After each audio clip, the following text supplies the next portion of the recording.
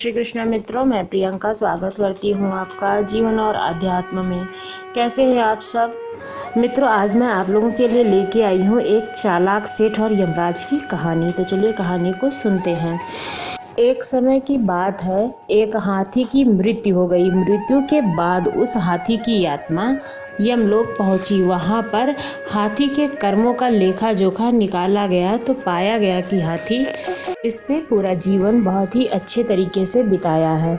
तब यमराज ने हाथी से कहा, अरे तुमने तो अपने जीवन में कोई भी बुरे कर्म नहीं किए हैं, तुम्हारे कर्म भी काफ़ी अच्छे रहे हैं, इसलिए मैं तुमसे तुम्हारी इच्छा पूछ रहा हूँ। बताओ कि तुम्हें क्या चाहिए, तुम्हारी सबसे बड़ी मनोकामना क्या है? हाथी बोला कि यमराज जी, अगर वाकई आप मेरे कर्मों से प्रसन्न हैं और मेरी मनोकामना को पूर्ण करना चाहते हैं तो मैं चाहता हूँ कि अगर मेरा दूसरा जन्म हो तो आप मुझे किसी भी जीव के रूप में जन्म दे दीजिए। बस इतनी कृपा करें कि मेरे ऊपर किसी मनुष्य का अधिकार ना हो, मैं मनुष्य के बंधन में ना रहूं, क्योंकि मनुष्य के साथ रहना सबसे कठिन कार्य है। हाथी की इस बात को सुनकर यमराज काफ़ी हैरान हो जाते हैं। यमराज कहते हैं कि गजराज, यह तुम क्या कह रहे हो? मैं तो ही जानता हूँ कि मनुष्य जाति सबसे अच्छी होती है, जो सबसे ज़्यादा बुद्धिमान होते हैं। तब हाथी कहता है कि यमराज जी, यही तो परेशानी है कि मनुष्य सबसे ज़्यादा बुद्धिमान है। आपको इंसानों के बारे में ज़्यादा जानकारी नहीं है, इसलिए आप ऐसी बातें कर रहे हैं। यमराज ने कहा कि हमारे यहाँ तो अनगिनत आदमी आते हैं, इंसानों के बारे में मुझे कैसे जानकारी नहीं है?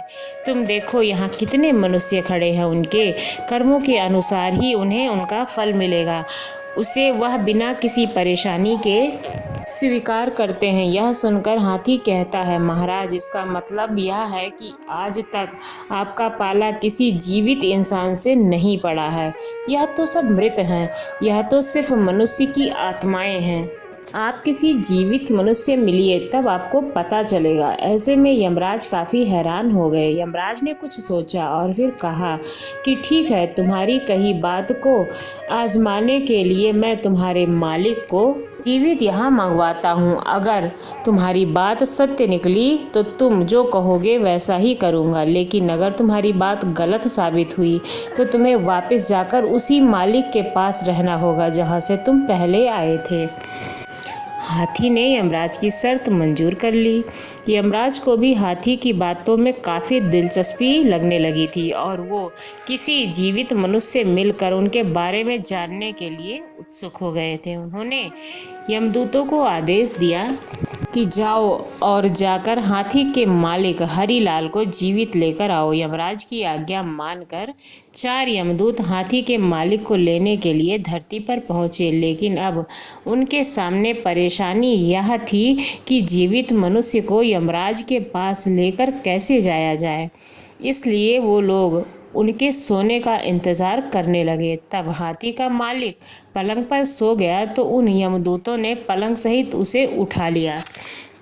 उसे लेकर वह यमलोक की तरफ उड़ चले। थोड़ी देर बाद जब हरीलाल की नींद खुली तो उसने खुद को आसमान में उड़ते हुए पाया।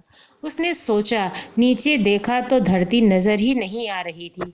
वह यह सब देखने के बाद उसने उन यमदूतों से पूछा कि तुम कौन हो, मुझे कहाँ लेकर जा रहे हो? एक यमदूत ने उत्तर दिया कि हम यमदूत हैं और तुम्हें यमलोक लेकर जा रहे हैं।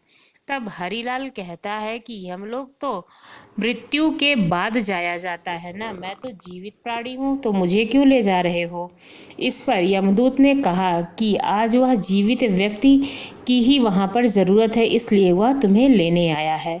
दरअसल एक हाथी ने यमराज से कहा है कि एक जीवित व्यक्ति को लेकर आओ, तब आपको पता चले कि मनुष्य कैसा होता है। उस पर हरीलाल बोला, अरे वाह, तो मेरा ही हाथी है, उसकी आज ही मृत्यु हुई है, लेकिन उसने मुझे ही ऊपर बुला लिया। तब परेशान हरीलाल ने कोई तरकीब लगाने की सोची ताकि उसका जीवन सुरक्षित रह सके। उसने इधर उधर देखा, उसे अपने पलंग पर ही एक कलम और कागज मिल गया। उसने उस कागज पर कुछ लिखा और कागज को जेब में डाल दिया। उसने सोचा कि अगर इस समय मैंने कुछ चीड़ चपड़ की तो मैं पलंग से नीचे गिर जाऊंगा और मेरी हड्डियां बिखर जाएंगी। लेकिन ऐसा सोचकर वह पलंग पर चुपचाप पड़ा रहा और उसने मन ही मन कहा कि अब जो होगा देखा जाएगा। थोड़ी देर में ही वह यमलोक पहुंच गया। यमलोक की सभा लगी हुई थी। दूतों ने पलंग को नीचे रखा। जब वह यमराज के सामने पहुंचा तो उसे देखकर यमराज जोर जोर से हंसने लगे। यमराज हाथी की तरफ देखकर बोले, यह लो तुम्हारा मालिक आ गया है। तुझे इतना बड़ा शरीर दिया। यह मनुष्य तो तेरे एक पैर जितना था, फिर भी तुम मनुष्य के वश में हो गए। कहाँ तुम इतने बड़े हो और ताकतवर भी हो, और कहाँ यह अदना सा आदमी, यह तो बेचारा, भला तुम्हारा क्या कर लेगा। तब वह हाथी बोला कि महाराज, यह मनुष्य ऐसा ही है, बड़े बड़े इसके वश में हो जाते हैं। हाथी बोला कि महाराज थोड़ा सब्र कीजिए, आपको सब पता चलने वाला है। यमराज ने हरिलाल को पास बुलाने के लिए कहा कि हरिलाल इधर आओ। हरिलाल यमराज की ओर चल देता है, लेकिन बीच में ही रुककर हरिलाल कहता है कि यमराज जी, क्या आपको पता है कि मैं कौन हूँ। यमराज कहते हैं कि मैं तो सिर्फ इतना जानता हूँ कि तुम इस हाथी के मालिक हो, इसके सिवा मैं तुम्हारे बारे में कुछ नहीं जानता हूँ। अब तुम ही बता दो कि आखिर तुम हो कौन। तब हरिलाल जेब से कागज निकालकर यमराज को देते हुए कहता है कि यह लीजिए महाराज, आप खुद ही पढ़कर जान लीजिए कि मैं कौन हूँ। वह वही कागज था जिस पर उसने आते वक्त कुछ लिखा था। यमराज जी ने वह कागज खोलकर पढ़ा तो हैरान रह गया कि वह अपने सिंहासन से नीचे उतर आए। इसके बाद खुद यमराज ने हरिलाल को अपने सिंहासन पर बिठा दिया। जैसे ही वह सिंहासन पर बैठा, उसने सबसे पहले यमराज से कहा, यमराज जी, आज से यमलोक पर से आपका शासन खत्म हुआ। आज से मैं यहाँ का राजा हूँ। मैं जैसा कहूँगा हर किसी को वैसा ही करना होगा। यह देखकर हाथी कहता है, यमराज जी देखते जाइए आगे आगे होता है क्या।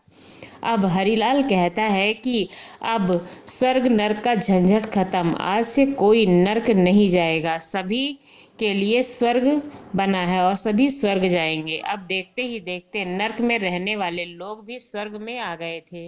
नरक का द्वार बंद कर दिया गया था। अब जिस किसी की मौत होती वह सीधा स्वर्ग की तरफ जाता। इधर हरिलाल मन ही मन में यह भी सोच रहा था कि जिस दिन मेरी सच्चाई यमराज के सामने आएगी उस दिन मुझे मार दिया जाएगा। ऐसा सोचकर उसने दान पुण्य करने शुरू कर दिए।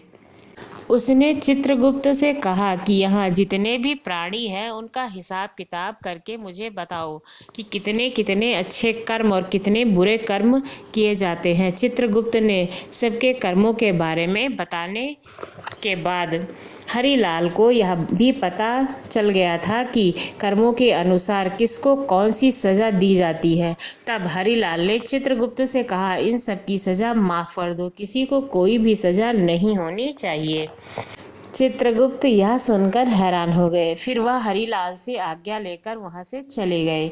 इसके बाद हरिलाल हाथी से बोलता है कि क्यों गजराज, कैसे हो, तुम्हारी मृत्यु हुई तो तुम मुझे भी अपने पीछे पीछे यहाँ बुला लाए। हाथी हरिलाल के नज़दीक जाकर बोला कि मालिक, नीचे धरती पर तो आप मेरे मालिक थे, लेकिन एक बार यह तो बताइए कि आप यहाँ यमपुरी में कैसे मालिक बन गए। तब हरिलाल ने मुस्कुराते हुए कहा कि यह राज की बात है, तुम्हें मैं कैसे बता दूँ।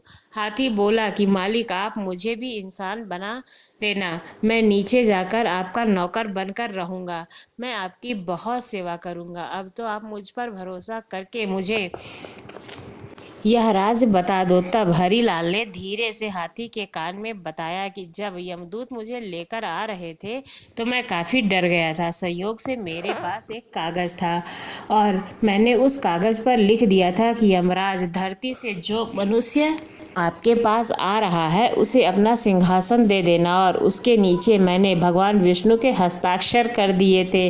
अब तो हाथी इंसानों की बुद्धिमानी से और भी ज़्यादा हैरान हो गया था और उसने हरिलाल की चापलूसी करते हुए कहा कि मालिक, कृपया करके मुझे इंसान ही बनना है, मैं आपका नौकर बनकर रहूँगा, आपके साथ रहकर मुझे आपसे बहुत कुछ सीखने को मिलेगा। हरिलाल बोला कि ठीक है, लेकिन तुम यह राज की बात किसी को मत बताना। हाथी ने भी जल्दी से हाँ में सिर हिला दिया। धीरे धीरे करके कई दिन बीत गए थे। स्वर्ग में लोग बढ़ते जा रहे थे। नर्क का द्वार बंद था। कुछ ही दिनों में पूरे देवलोक में यह बात फैल गई कि अब नर्क का अस्तित्व खत्म हो चुका था। इधर स्वर्ग की अप्सराएं परेशान हो गई थी। सभी लोग उनसे अजीबोगरीब मांग करते रहते थे। कोई कहता चाय लाकर दो, कोई कहता कॉफ़ी लाकर दो। किसी को गर्म पानी चाहिए था और किसी को ठंडा पानी। इसलिए वह सभी परेशान थी, लेकिन वे कर भी क्या सकती थी। उधर बैकुंठ लोक में भगवान विष्णु भी सोच में पड़ गए कि यमलोक में ऐसा कौन आ गया है जिसने मेरे सारे नियमों को तोड़ने का काम किया है। आखिर वह कौन है जिसने सारी व्यवस्था को तहस नहस कर दिया है। यह सोचकर भगवान विष्णु स्वर्गलोक पहुँचे। उन्होंने देखा कि यमराज जी यमलोक के द्वार के बाहर बैठे थे। तब भगवान विष्णु ने उनसे पूछा कि हे यमराज, तुम यहाँ बाहर बैठकर क्या कर रहे हो? तो यमलोक को कौन चला रहा है? यमराज बोले, हे भगवान, यह आप ही ने तो अपने ही एक इंसान को भेजा था और अपने स्थान पर नियुक्त करने को कहा था। तो आप ही इस तरह से अनजान क्यों बन रहे हैं, जैसे आपको कुछ पता ही ना हो। उस इंसान ने मुझे तो कागज़ दिया था, उसमें साफ साफ लिखा था कि मैं यमलोक का सिंहासन दे दूं उसे, और उस कागज़ पर आपने हस्ताक्षर भी किए थे। भगवान विष्णु को हरिलाल द्वारा दिया गया कागज़ दिखाते हुए यमराज ने कहा, हे भगवान, आपको यकीन नहीं होता तो यह देखिए। भगवान विष्णु ने कहा, मैंने उसे नियुक्त किया है, मैंने तो ऐसा कभी नहीं किया। कौन है वो? भगवान विष्णु थोड़ा सोचने के बाद कहते हैं कि यमराज, कहीं तुमने किसी जीवित व्यक्ति को तो नहीं यहाँ मंगवा लिया है? यमराज बोले, आप ठीक कह रहे हैं प्रभु, मैंने एक जीवित इंसान को ही यमलोक से मंगवा लिया था। तब यमराज ने भगवान विष्णु को शुरू से लेकर अब तक की सारी बात बताई। यह सब कुछ सुन भगवान विष्णु को हंसी आ गई और वे मुस्कुराते हुए बोले कि यमराज, उस मनुष्य ने तुम्हें झूठा पत्र दिया है। उस पर मेरे हस्ताक्षर उसने स्वयं किए हैं। उस पर मेरे नहीं बल्कि उसके खुद के हस्ताक्षर थे। यह सब उसने मेरे नाम से किया है। अगर वह तुम्हें पत्र नहीं देता तो तुम उसे विद्वान नहीं समझते। तुम्हें उसकी होशियारी का अंदाजा कैसे लगता? भगवान विष्णु की यह बात सुनकर यमराज ने अपने सिर पर दोनों हाथ रख लिए। अब उन्हें सारा मामला समझ में आ चुका था। उन्होंने भगवान विष्णु से कहा कि भगवान, आपने इस मनुष्य की रचना तो काफ़ी अद्भुत की है। इसके बाद जैसे ही यमराज भगवान विष्णु के साथ यमलोक के अंदर आते हैं, हरिलाल अपने सिंहासन से उठकर नीचे खड़ा हो गया। भगवान विष्णु को प्रणाम करने के बाद उनसे बोला कि हे प्रभु, मुझे तो आपका ही इंतज़ार था। मैं कब से यही सोच रहा था कि आपके दर्शन कब होंगे और कब मुझे इस कार्य से मुक्ति मिलेगी। तब भगवान ने मुस्कुराते हुए कहा, तुम बहुत चालाक हो। भगवान विष्णु ने हरिलाल से पूछा कि हरिलाल, यह बताओ कि तुमने सबको स्वर्ग में क्यों भेजा है? हरिलाल बोला कि प्रभु, जब सब कुछ मेरे हाथ में था तो मैंने सोचा कि मैं किसी को दंड क्यों दूं, मैं सबको स्वर्ग भेजूंगा। मैं चाहता था कि मुझे यह गद्दी थोड़ी देर के लिए ही मिली है, तो फिर मैं अच्छा काम क्यों ना करूं? प्रभु, लोगों का उद्धार करना खराब काम है क्या? यदि किसी को स्वर्ग में भेजना खराब काम है तो जितने संत महात्मा स्वर्ग में हैं उनको दंड दिया जाए। यदि यह खराब काम नहीं है तो शिकायत किस बात की? इसके बावजूद भी यदि आपको यह पसंद नहीं आ रहा है तो आप सबको वापस भेज दो। हरिलाल की यह बातें सुनकर भगवान विष्णु यमराज जी की ओर देखकर बोले, देखो यमराज, जीवित व्यक्ति को यमलोक बुलाने का क्या परिणाम हुआ? जब इसे लगा कि मैं इसे दंड देने वाला हूँ तो यह मुझे खुश करने में लग गया। यमराज बोले कि मैं मान गया प्रभु, किसी भी इंसान को समझना किसी के लिए अत्यंत कठिन है। हाथी वहाँ खड़ा सब देख रहा था। या वह बोला कि यमराज जी, आपने मुझसे पूछा था कि मैं आदमी के वश में कैसे हो गया। अब तो आप भी अच्छी तरह से समझ गए होंगे। यह आदमी बड़ा ही विचित्र है महाराज। यह चाहे तो बड़े से बड़ी उथल पुथल कर दे। वह तो खुद ही मोह में आकर संसार में फंस गया है। यमराज ने उस हाथी से कहा कि गजराज, तुम तो शर्त जीत गए हो। मैं अब तक यही समझता था कि हम देवताओं से समझदार और कोई भी नहीं है, परंतु मैं गलत था। आज तुम्हारी वजह से मेरे सारे भ्रम दूर हो गए। अब चूंकि हाथी यमराज से शर्त जीत चुका था, ऐसे में उसने यमराज से कहा कि यमराज जी, आप मुझे भी मनुष्य बना दें। यमराज ने उसकी शर्त मान ली। हरिलाल को वापस धरती पर भेज दिया गया, लेकिन धरती पर भेजने से पहले यमलोक की सारी बातें उसके दिमाग में निकल गई थी। अब हरिलाल को यमलोक की कोई भी बात याद नहीं थी। वह फिर से पहले की तरह आम जिंदगी जीने लगा। दोस्तों, इस कहानी से हमें यही सीख मिलती है कि इंसान को हर हाल में अपनी बुद्धि का इस्तेमाल करना चाहिए और बुद्धि के ही इस्तेमाल से वह अपने जीवन को अच्छा और बुरा बना सकता है, लेकिन बुद्धि का प्रयोग सही कर्मों पे करना चाहिए। यदि हम अच्छे कर्म करेंगे और अच्छे विचार रखेंगे तो हमारा जीवन अवश्य ही सफल होगा। आपको कहानी कैसी लगी ज़रूर बताइएगा। अगर अच्छी लगी हो तो हमारे चैनल को सब्सक्राइब करना ना भूलेगा। धन्यवाद।